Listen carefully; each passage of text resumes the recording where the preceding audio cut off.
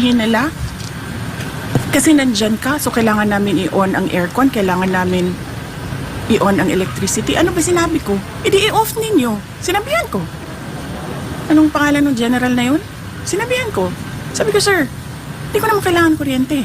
Hindi ko kailangan ng aircon. Sa opisina ko, hindi ako nag-aircon. Ayaw ko ng aircon. And it turns out, nalaman ko, sira pala din talaga yung aircon sa opisina ni Kong Pulon. So wala talagang aircon dun.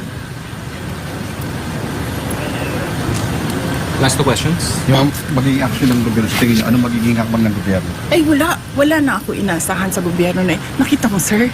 Nakita mo kanina. Humingi kami ng tulong. Walang tumutulong. Wala kayong maasahan sa gobyerno na ito. Wala kayong maasahan sa gobyerno na ito. Saan kayo nakahanap mag-promise ng 20 pesos rice?